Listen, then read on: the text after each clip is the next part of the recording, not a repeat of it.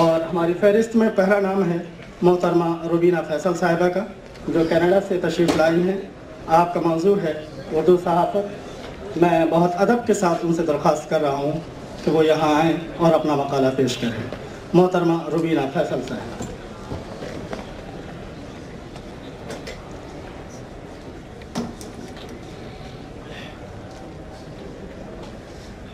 مشاعرے میں جب آخر میں کسی کو بلایا جاتا ہے تو سینیورٹی وائز ہوتا ہے۔ آج ماشاءاللہ اردو عالمی کانفرنس کا آخری دن ہے اور یہ آخری سیشن ہے، اور آخر میں ان لوگوں کو بلایا جا رہا ہے جن سے میرا خیال ہے نیند کے ہمارے بولا بھی نہیں جا رہا۔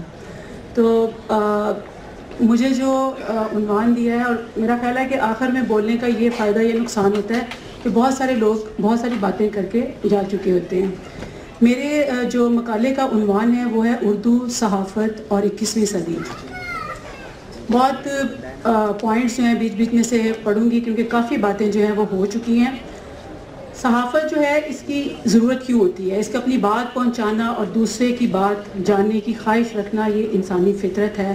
اس ضرورت کو پورا کرنے کے لیے صحافت دنیا میں متعارف ہوئی۔ یورپ میں یہ ہوتا تھا کہ ایک بادشاہ سے دوسرے بادشاہ تک خبریں لے جانے والے گشتی درویش ہوتے تھے اور بادشاہ سے انعام و اکرام وصول کرتے تھے۔ ہندوستان میں بھی ڈھول پیٹ کر سرکاری فرمان سنائے جاتے تھے اور شہنشاہ جاسوسوں کے ذریعے یا دوسرے ممالک کے ذریعے یا اپنے وزیروں سے بات چیت کر کے عوام کے خیالات اور حالات سے واقف رہتے تھے۔ پرنٹنگ مشین کی ایجاد کے بعد پہلا کتابچہ اور پھر اخبار کی شکل میں لوگ خبریں پڑھنے لگے۔ اورنگزیب کے زمانے میں اخبار نویسوں کا جال بچھ گیا۔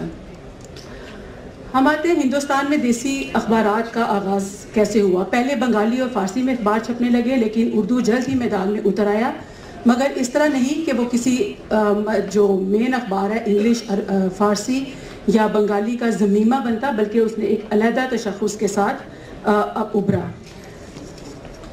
جناب معصوم عزیز کاظمی صاحب نے میرا خیال ہے ہندوستان کے اخبارات اور ان کی تاریخ اور مولوی باقر کے بارے میں بتانا چاہتی تھی جو صحافت کے پہلے شہید تھے، ان کے بارے میں بات کر دی، اس لیے وہ سب میں چھوڑ رہی ہوں۔ صحافت کا کردار ہوتا کیا ہے؟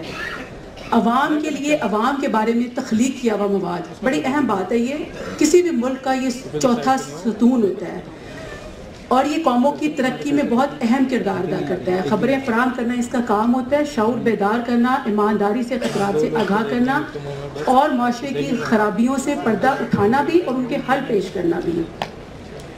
تھوڑا سا میں آپ کو پاکستان کی صحافت، اردو صحافت کے بارے میں بتانا چاہوں گی۔ پاکستان میں چونکہ انگریزی جو ہے وہ ایک مخصوص طبقے کی زبان ہے اور جو انگریزی لکھنے والا ہے اس کا مخاطب ایک مخصوص طبقہ ہوتا ہے، اس لیے اس کی جو اہمیت ہے وہ کم ہے، گو کہ اس میں مراعات اس کو زیادہ ملتی ہیں۔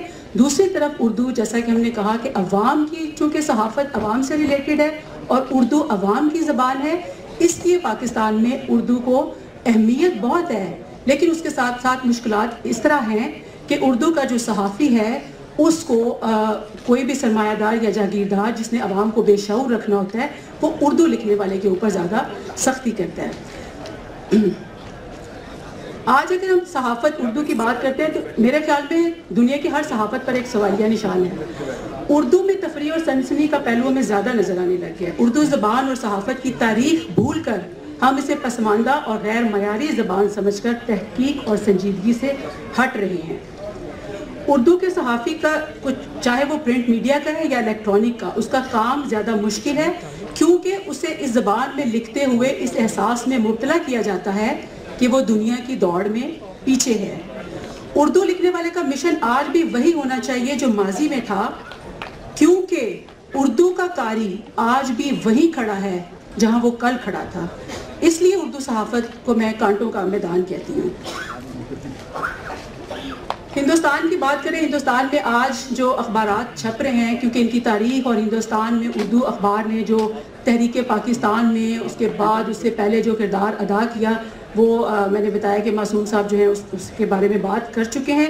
آج بھی کافی وہ اخبار جو ہندوستان کی آزادی سے پہلے چھپتے تھے آج بھی چھپ رہے ہیں، جن میں نئی دنیا، انقلاب، راشٹریہ سہارا، سیاست اور منصف آج مقبول اخبارات ہیں۔ ان کو اشتہار بھی دوسرے اخباروں کی طرف ملتے ہیں اور یہ دوسرے اخباروں کی طرح خبر رساں ایجنسیوں سے خبریں لیتے ہیں۔ ہندوستان میں اردو کے قاری کو کیا کرنا چاہیے؟ میں چونکہ ٹاک شو کرتی ہوں، میں تھوڑا سا آپ لوگوں کو انوالو کرنا چاہتی ہوں. میں یہ جاننا چاہتی ہوں کہ آپ یہاں پہ ہال میں جتنے لوگ بیٹھے ہیں ان میں سے کتنے ہیں جو اردو اخبار پڑھتے ہیں؟ اگر آپ ہاتھ اٹھائیں تو. درمیان والی سیٹوں میں کافی ہاتھ نیچے ہیں. سبھی پڑھتے ہیں. صحیح. میرا یہی ہے کہ اگر ہندی اور انگریزی کے ساتھ ساتھ اردو اخبار بھی پڑھنے چاہیے، اور اس لیے کہ یہ ہندوستان کی وراثت ہے، قدیم اور تاریخی اعتبار سے موقر صحافت ہے. ہندوستان کی آزادی میں اور بعد میں اس نے بہت کلیدی کردار ادا کیا ہے. اور جب ہم یہ کہتے ہیں کہ اردو پڑھیں یا اردو سیکھیں یا اردو صحافت کریں، تو اس کا یہ مطلب نہیں کہ ہم اس پہ کوئی احسان کر رہے ہیں. اگر ہم اس بات پہ زور نہیں دیتے تو ہم وہ احسان فراموشی کریں گے جو ایک وقت میں اردو صحافت نے ہم لوگوں کو، ہندوستانی لوگوں کو بیدار کر کے، شعور کر کے ہمارے اوپر احسان کیا تھا. اردو اخبار یا اردو صحافی کا وتیرہ اب کیا ہونا چاہیے؟ اس کو نیا انداز فکر اپنانا چاہیے، وہ بات سوچنی چاہیے، وہ طریقے پہ غور کرنا چاہیے کہ دوسری صحافت آگے کیوں جا رہی ہے اور کیا بات ہے کہ اردو صحافت میں ترقی نہیں ہو رہی. اس میں سب سے زیادہ جو مجھے کمی نظر آتی ہے وہ تفتیشی رپورٹنگ میں ہے. مغرب میں تفتیشی رپورٹروں کی خبروں نے ان کے معاشروں کو زبردست تبدیلیوں سے ہمکنار کیا. باب ووڈورڈ اور برینسٹین وہ صحافی تھے جنہوں نے صدر نکسن کو امریکی ایوان صدارت سے نہ صرف باہر نکال دیا، بلکہ اس کے بعد امریکی کانگریس میں بہت زیادہ اصلاحات ہوئی، اور کئی ہم ایسے آزاد معاشروں کو جانتے ہیں جن میں اخباروں نے نشاندہی کی اور تبدیلیاں پیدا کی گئی. یہی کام اردو کے صحافی کو کرنا ہے. اس کو اپنے ہاتھ میں، اپنے علم سے، اپنے ضمیر کی روشنی میں غیر جانبداری سے فیصلے کرنے ہیں اور تحقیق کرنی ہے. اس کو سنجیدگی سے لینا ہے. تارکین وطن کے کردار کی ہم بات کرتے ہیں کیونکہ میں کینیڈا سے آئی ہوں، اور وہاں پر جو اخباروں میں ہم دیکھتے ہیں وہ ہوتا یہ ہے. اس کا ایک مثبت پہلو یہ ہے کہ وہاں پر کینیڈا، امریکہ میں ہم دیکھتے ہیں دھڑا دھڑ اخبار چھپ رہے ہیں، یورپ میں یہ بھی. اور اس کے ساتھ ساتھ جیسا کہ میں سمجھتی ہوں اور آپ سب کو پتہ ہے، بار بار اس بات پہ بات ہو چکی ہے کہ ہمارے ہاتھ میں اسمارٹ فون کی صورت میں دنیا ہماری مٹھی میں آ چکی ہے اور ہم اس سے بہت باخبر رہتے ہیں. انٹرنیٹ ایک ایسا طلسمی، جس کو کہنا چاہیے طلسم ہے، جو امیر حمزہ کی داستان سے بھی زیادہ معجزاتی سا لگتا ہے، جو ہمیں ایک پل میں ہر جگہ لے آتا ہے. اور اس انٹرنیٹ نے ہمیں باندھ کے رکھا ہوا ہے. لیکن اس کے ساتھ ساتھ دوسری ایک جو ایجاد ہے وہ ہے جہاز.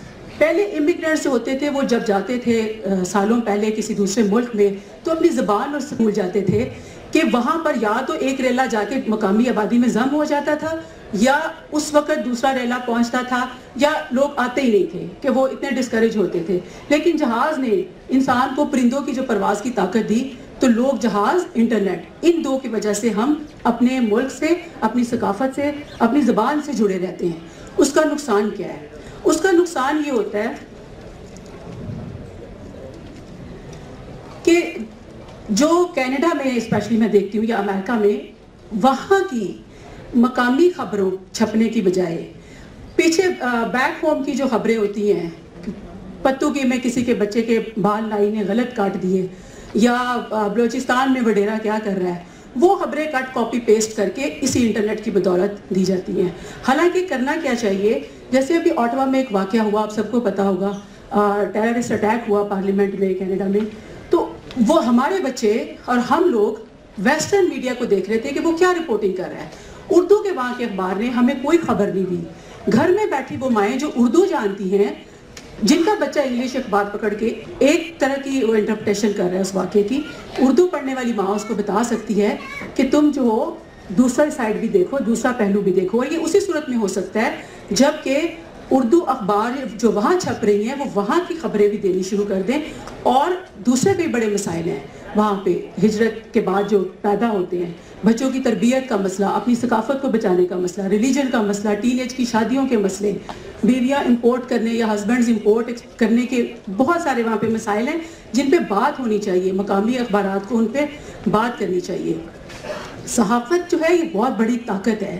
جیسے میں ٹاک شو وہاں کرتی ہوں، اب صحافت کے ذریعے، اس ٹاک شو کے ذریعے میں سماجی، سیاسی، ادبی مسائل بھی ہم ڈسکس کرتے ہیں.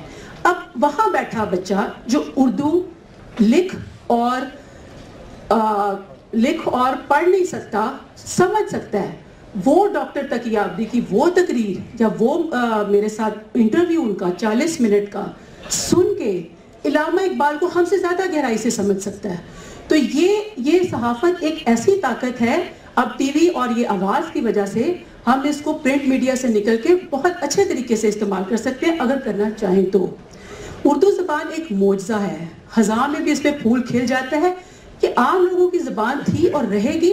اٹلانٹک اور پیسیفک کے دونوں کناروں پہ یہ آباد رہے گی اور آنے والی نسلوں کے پورے وقار کے ساتھ یہ زندہ رہے گی. حالانکہ شاعر مجھے یہ کہہ رہا ہے یہ ایک کھیل ہے ہم خوش عقیدہ لوگوں کا. یہ ایک کھیل ہے ہم خوش عقیدہ لوگوں کا دیے جلا کے ہوا کی اما میں رکھنا. مگر یہی دیا ہم سب کو جلانا ہے.